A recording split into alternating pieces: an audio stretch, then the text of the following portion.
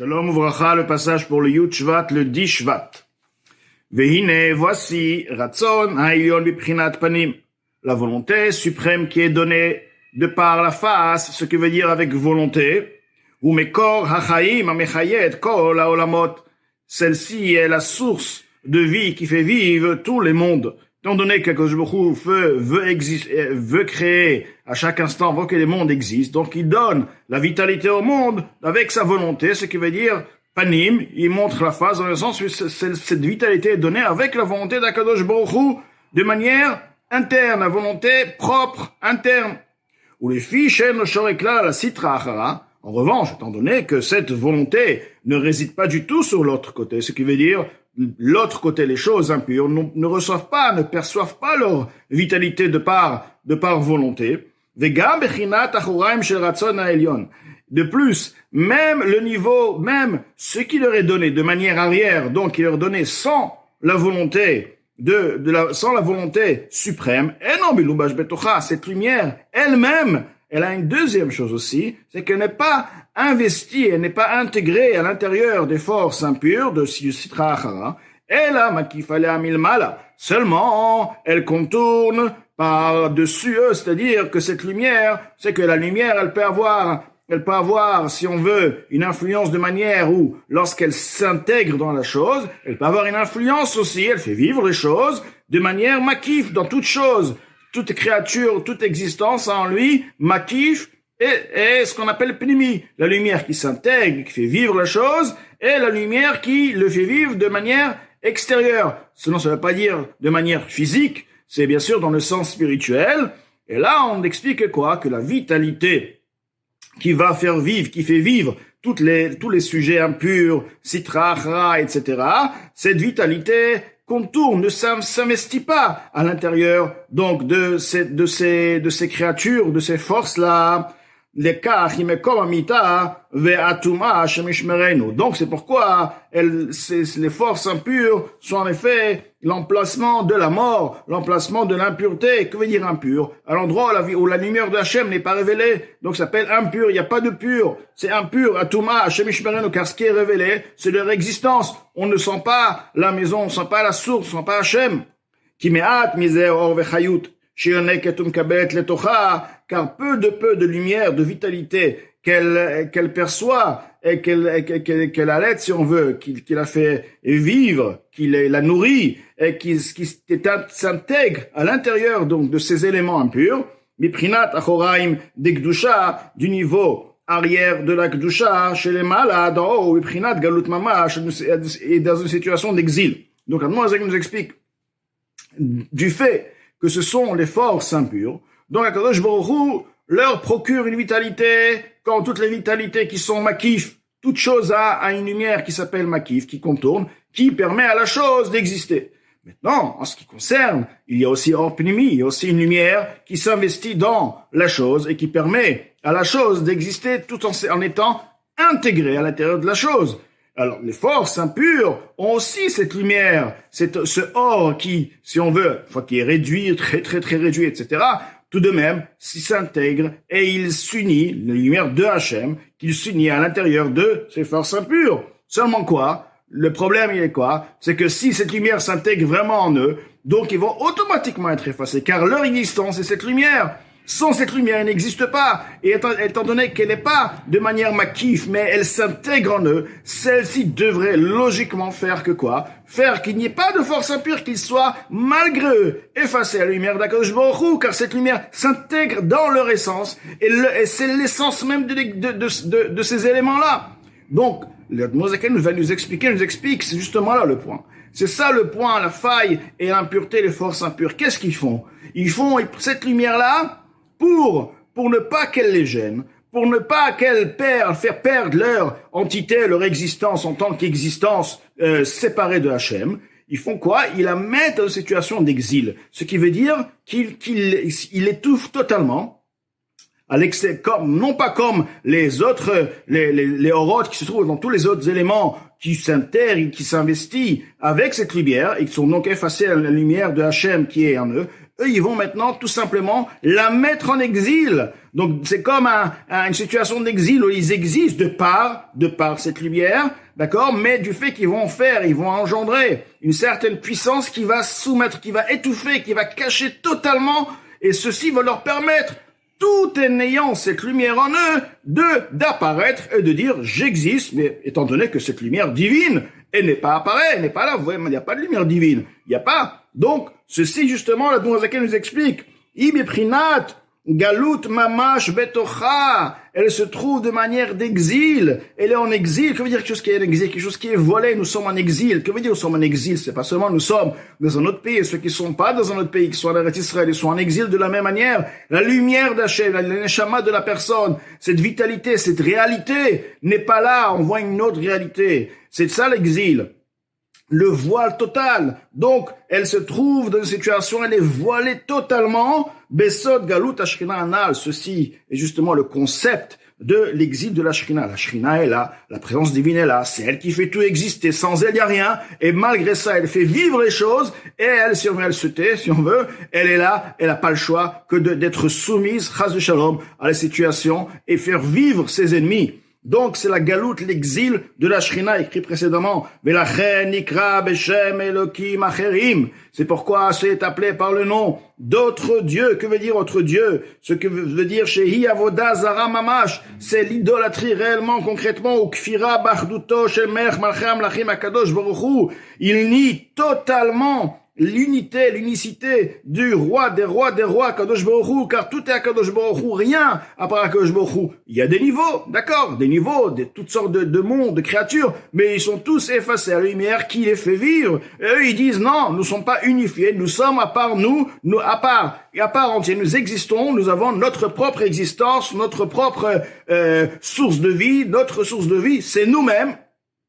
Car étant donné que la lumière, la vitalité de la Kedusha, hu beprinat galut betocha, et dans une situation d'exil, si la lumière de la Kedusha n'était pas dans une situation d'exil, ils étaient effacés, ils pouvaient rien dire, parce que elle serait révélée. Lorsqu'elle se révèle, on voit bien, mais qui tu es? C'est la Kedusha, on voit la Kedusha ici, tu es effacé. T'as l'air d'exister, on te donne la permission d'exister, tu existes de par la Kedusha, mais ton existence, la Kedusha, automatiquement, elle serait effacée à la Kedusha. Mais là, la Kedusha, et en exil, elle ne se révèle pas. Elle est fait vivre tout en étant en exil, tout en étant voilée. Alors la force impure ne se révèle pas du tout devant la sainteté de Hachem qui est leur existence même. Ve'adraba, bien plus. Bien au contraire. Magbiatz makanesher, elle s'élève comme un aigle, l'omar, pour proclamer un ni ve'afsiod. Moi et nul à part moi. Uniquement moi, il y a nul avec moi, par moi, je suis le monde, je suis l'existence, le système, la logique, c'est comme ça, hors logique, hors scro, etc., n'existe pas, c'est le monde, etc. Donc, c'est justement le système de la sitra achara, de l'impureté, ou que Mahamar est comme il est dit, donc ça a été dit au sujet de Paro, Yeor livania sitini, le Yeor, le Nil, est à moi, Vania Sitine, et moi je me suis créé. En fait, ils se prennent pour Dieu. Il dit, il n'y a pas avant, moi je me suis créé, je suis un Dieu.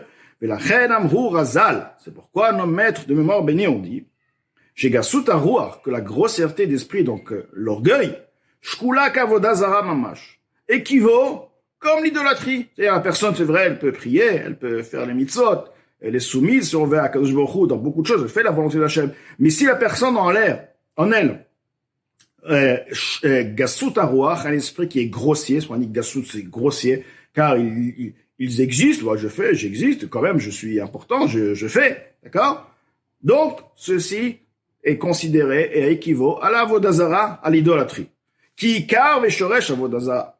Pourquoi? Pourquoi c'est Shakul qu'Avodazara mamash? Pourquoi ça équivaut comme réellement, concrètement à la Avodazara? Car l'essentiel, et la source de l'Avodazara. Il faut venir dans la source des choses, comprendre en fait c'est quoi l'idolâtrie, quelle est la source, quel est le point de l'idolâtrie. Uma shenershab le davar bifnei atzmo. Comme on a expliqué, c'est en fait le fait d'exister, de dire je suis une entité à part moi-même. Je fais la Torah, mais j'existe. Je suis une entité, une existence. Nifrad bikdushato shel makom, séparé de la sainteté d'Akadosh Baruch Hu. Il y a Akadosh Baruch Hu, moi je suis séparé, j'existe, je suis aussi un Dieu. Velo kfira b'Hashem legamre, et c'est non pas qu'il nie totalement qu'il y ait un Dieu, il y a un Dieu qui existe. Oui, ils disent, il y a un Dieu qui existe. Il nie pas totalement l'existence de Hachem, de Dieu, comme il était rapporté dans le Talmud. Des Karolé et Lakad, il appelle le Dieu des dieux. C'est-à-dire, c'est notre Dieu, d'une certaine manière, mais nous sommes également des dieux. Donc, nous existons à part nous-mêmes, nous ne sommes pas effacés devant HaKadosh Baruch Hu, il nous procure une vitalité. Tout de même, nous avons notre existence et nous sommes des dieux. Si on dit, nous sommes des dieux, donc nous sommes séparés d'HaKadosh Baruch Hu. Et là, chez Gam, c'est justement, étant donné qu'ils se considèrent comme une existence de par eux-mêmes. Donc, ça suffit pas de dire, c'est mon Dieu. Du moment où tu te dis, c'est le qui? C'est ton Dieu. Et toi, t'es un Dieu, tu es séparé. Ça va pas aider le fait de dire, c'est le Dieu des dieux. Oui, mais du moment où tu t'appelles un Dieu, tu es séparé d'HaKadosh Baruch Hu.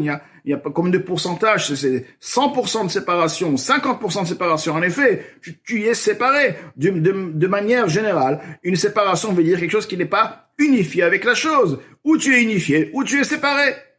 Donc, du fait de se considérer, ils sont séparés d'HaKadosh Baruch Hu. Ou basé mafridim et tatzmam, de par le fait de dire, nous sommes des dieux, ça suffit déjà. Ils se séparent, mikdushato shemakom baruch Hu, de la sainteté de la lumière de Dieu, béni il est. Ce qui veut dire, ils se séparent de cette volonté, HaKadosh Baruch Hu ne le désire pas, et ne leur donne pas leur vitalité de manière de face par volonté, comme nous avons expliqué avant. Mais achar shen betin lo yitbarach, étant donné qu'ils ne sont pas effacés, HaKadosh Baruch Hu, HaKadosh Baruch Hu ne leur a pas donné l'autorisation de se considérer comme des dieux. Donc, ils existent de par leur choix, ils décident des dieux, et ils sont pas effacés à HaKadosh Baruch Hu, car la sainteté suprême ne réside uniquement, uniquement, on dit uniquement veut dire uniquement, sur ceux qui est effacé devant Hachem béni, comme écrit précédemment. Ou tu es effacé, ou tu n'es pas effacé. La raison, la manière, songe pas. Il faut être effacé. Un effacement veut dire un effacement. C'est pourquoi dans le Saint Zohar, ils sont le terme employé pour les forces du mal, sitra achara, toutes l'impureté, etc. Ils sont appelés par les montagnes de séparation. Une montagne, j'existe, je sors, j'existe. C'est en effet, c'est Kshira, il nie totalement de l'unicité réelle d'HaKadosh Baruch Hu. Des coulées, kameh, que l'ochashim, tout devant HaKadosh Baruch Hu est en effet inexistant. Ou batel behemet lo yitbarach, et réellement, il n'a aucune existence, parce que ces forces humaines n'ont aucune existence. Leur existence, c'est Hachem. Comment tu peux dire un Dieu? Mais tu aimes, même moins qu'un Dieu, tu veux pas te dire. Tu n'existes pas, tu es uniquement, il y a uniquement Hachem. Donc, tout est effacé réellement à Kadosh Baruch Hu, v'lirtzono, et à la volonté de Hachem, amechayet kulam, qui fait vivre comme une personne qui a une volonté. Tant qu'il a la volonté, il fait la chose. En effet, c'est une volonté constante. Hachem veut. Donc Hachem te fait exister. Mais Hachem, c'est Hachem qui veut. Donc, en effet, tu es effacé à la volonté qui te fait vivre. Ou me'aveotam, me'ain liyesh tamid, et il est fait exister à partir du néant pour devenir une existence. Continuellement, quand on veut dire une existence, ça veut pas dire une existence qui se sent séparée d'HaKadosh Baruch Hu, mais une existence, c'est-à-dire avant il n'y avait pas de création, de créature, maintenant il y a une création, mais les créatures ressentent HaKadosh Baruch Hu, ils sont effacés, chacun à son niveau, alors qu'ils se considèrent comme des dieux. Donc là, le Doua Zaken nous a expliqué le point de tout ce qui est Sitracha, tout ce qui est les forces du mal, en effet, quel est leur système, car étant donné qu'une lumière de Hachem doit impérativement s'imprégner et s'intégrer et unifier avec eux, donc ils devraient être effacés, justement. Ils mettent cette lumière en galoute. Ils voilent. Ils vont tout simplement mentir. Dire, ça n'existe pas. Et voilà, nous avons réglé l'affaire. Eh ben, y a pas. Maintenant, c'est moi. Et ça n'existe pas. Et c'est le système du monde où, sans mensonge, ça ne peut pas exister. Les choses ne peuvent pas avancer. Olam ha-sheker, le monde de mensonge. Car la source même est un mensonge. La source, la vitalité de ce monde, c'est les forces, les samechmem, les forces du mal, les forces impures. Ils sont tous mensonges. D'ailleurs, le samechmem, qui est l'ange de Esav, on va le dire ici, l'ange de Esav, lui-même est un grand mensonge, car effectivement, les Bnei Israël sont en galoute, où aujourd'hui nous sommes en galoute dans Malchut Edom. le royaume de Édom, de Esav. C'est notre galoute depuis 1950 et plus années que nous sommes sous la galoute, l'exil de Édom. Maintenant, dans l'histoire, nous avons bien vu clairement que le Samer même, l'ange de Esav, a avoué les bénédictions à Jacob. Il a dit à Jacob, oui, j'accepte que tu les as méritées. Ce sont tes bénédictions, tu les as pas volées. C'est toi, en effet, qui devais mériter, que tu les as méritées. Je suis d'accord pour toutes les bénédictions. Maintenant, s'il est d'accord à ces bénédictions, dans ces bénédictions, il est dit, Yavducha Amim, que tes peuples te servent. Il est dit, les enfants de ton père de se prosternent à toi, faisant référence à Esav. Donc, si Esav devrait être effacé à Yaakov, donc, et ça on parle de qui? L'ange, la source même de Esav, de Malchut Edom. Comment est-ce possible que Bnei Israël qui sont en exil, et ils sont, au contraire, c'est Esav qui les domine, qui fait de tout, qui a fait pendant tous ces 1950 ans, tout ce qu'il pouvait pour les exterminer, pour les soumettre, pour faire le mal terrible, alors qu'en effet, lui-même accepte que les Bnei Israël sont eux ses maîtres, il devrait les prendre et se comporter avec eux avec bon, ils sont chez lui, mais déjà c'est un exil, mais tout en étant soumis à eux. Maintenant, l'ange de Esav, le Samer même, qui est la source de leur force, qui leur procure la force au Malchut Edom, fait tout, justement, pour montrer que c'est lui le boss et qu'il n'y a pas eu de bénédiction. Donc, en fait, c'est un menteur. Le mensonge du mensonge. Donc, c'est ce qu'on dit. Tout ce qui est force du mal n'existe que par mensonge. Sans mensonge, il ne peut pas exister une seconde, il est fini, il est clair et net. Et c'est ce qu'on voit aujourd'hui. Le mensonge avant la grande révélation qui est là, flagrant, c'est fini. Plus besoin de se cacher. Tout est clair, eh ben, c'est comme ça. Donc, aujourd'hui, nous avons bien compris, la source du Sitra Achra, c'est le mensonge de dire, la lumière de Hachem, j'ai pas de lumière de Hachem en moi, j'existe en moi, et ce qu'on appelle la lumière qui est, donc, dans la galoute, car elle est voilée, malgré elle, Hachem permet, aussi, bien sûr, Hachem permet à ce mensonge-là, et donc, nous avons donc bien compris le système, le concept, pourquoi la parole d'Akadosh Baruch Hu est appelée Beshem Dibou pour le nom de parole.